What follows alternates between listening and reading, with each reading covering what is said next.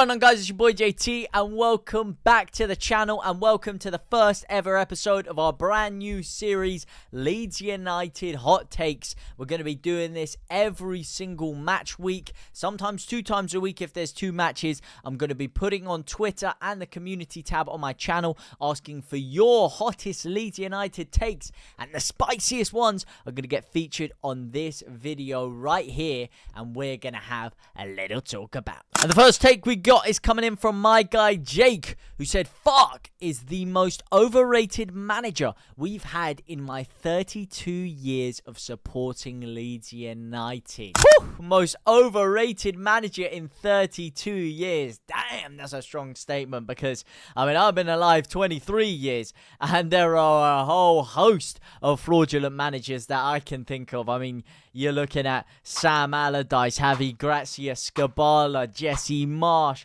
Paul Heckingbottom, Thomas Christiansen, Gary Monk, Steve Evans, Uwe Rosler, Redfern, Milanic, Hockaday.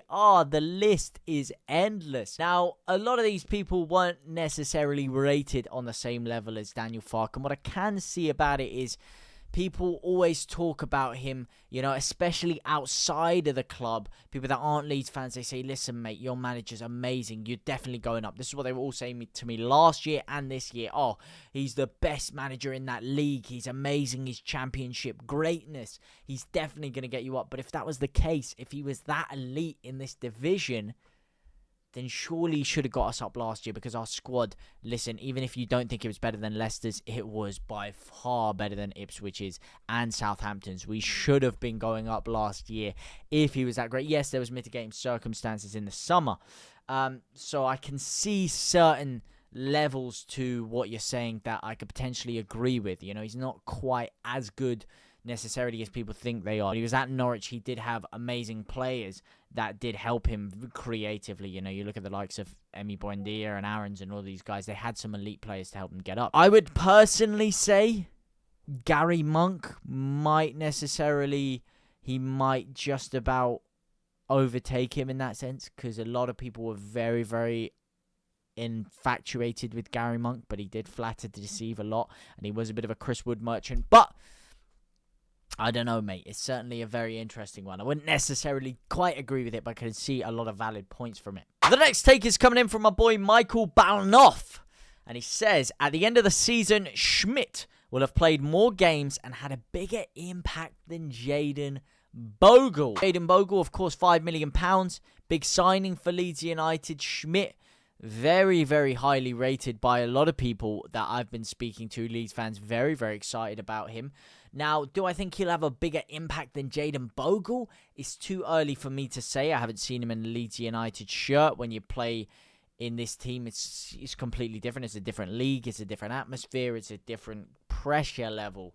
Jaden Bogle has been proven in England. He's done it in the Premier League for Sheffield United. He himself has said that coming over to Leeds is, you know, it's a big impact playing in front of such a raucous crowd every single week.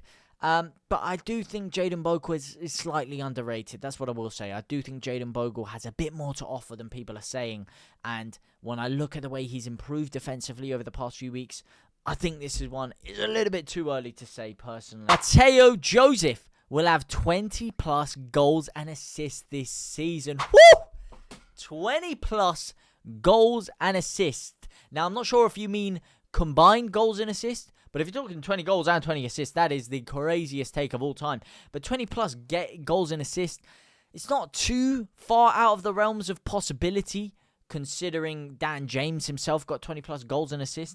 Now, if I'm saying 20 plus goals, I think I changed that to 20 plus goals. That's going to be a bit of a stretch, because he is rather profligate. I cannot lie to you. I mean, this game today says all you need to know about Matteo Joseph getting 20 plus goals in a season. The guy does miss big chances. Now, I do think that he can improve. I think he's very young. I think he can definitely work on his composure in front of goal, and he can definitely notch those numbers up. But 20 plus, and he's not the biggest assist merchant either. So I'm going to say it is a bit of a reach. But I could potentially see this one happening. The next one we got coming in from Josh Barnett, saying Ampadu really isn't all that. Ethan Ampadu, not really all that. Listen, Ethan Ampadu last year was a fan favorite. You know, he was someone who was pulling up all the trees. His creative play was phenomenal going forward. He was great in terms of his energy, his output of being able to get up the field, get back defensively. His tracking, his positional awareness was great. He was an all-round gem for Leeds United, and it would look like he was finally starting to kick on. Now, unfortunately, this year, things have not started well for him at all. He's kind of a bit cumbersome at times. He's getting in people's way a little bit. To say he isn't all that is quite harsh, I think. I think it's a little bit harsh at this point in the season, but I can see where you're coming from, and if he doesn't fix his act up soon, then he is likely to potentially be replaced by Tanaka. I know people are saying Gruev could be the one to go out for him. I wouldn't be too surprised to see Ampadu drop his way out for Tanaka as well. The next one we got coming in from Logan Battison, who says, Farke isn't good at all. He relies on 2 or 3 players to bail him out. And this one, I mean, it's 50-50. You got 2 things here. You got Farke isn't good at all. I wouldn't really say Farke isn't good. I think he is a good manager. I think he does have some good footballing philosophies that he's instilled in the team. You know, no team makes itself. I will say, consistently at Leeds United, he has relied on 2 or 3 players to bail him out. And this kind of goes back to the comment we were talking about earlier when it comes to Daniel Farke, in that even when he was at Norwich, he did rely a lot on individual quality, and especially last year at Leeds United, we didn't really have any kind of systemic ways of breaking teams down. It was more an issue of, you know, relying on individual quality from someone like Somerville, someone like Jorginho Rutter to bail us out of these tough situations. When we didn't have them in the side, or when they weren't firing on all cylinders, Leeds really, really struggled. And you've seen that a couple times this season almost when we didn't have them. I mean, granted, we have someone like Manor Solomon now, and who looks a cut above, and, you know, a bit of injection of quality from Ramadzani as well. Nonto can deliver, but you're seeing, again, similar issues where when players aren't pulling their socks up and they're not individually dragging us out, we're not quite doing as well. But I have seen slight improvements on that front. I do think that the footballing style of play has improved slightly this year, in the lack of individual quality that we are missing isn't quite impacting quite as much as I would have thought, or as much as I thought it would have last year, but you definitely got a lot of valid points to this. Last one, Farke will be sacked by Christmas. I think this one is a little bit crazy. I don't think he will be sacked by Christmas. I do think we will pick up form, and I do think we will get ourselves back into that top 2 contention by Christmas time. But if we don't fix up within the next few game weeks, then yes, I could see this being an outside possibility. As always, let me know what you guys think about all of these takes down in the comment section down below. I'm really intrigued to hear your guys' thoughts. And of course, next week when we will be doing the same series, the same video, I hope to see you guys on Twitter, on the YouTube things, letting me know your hot takes down below. For now, guys, I will see you very, very soon. Au revoir, my brothers and my sisters.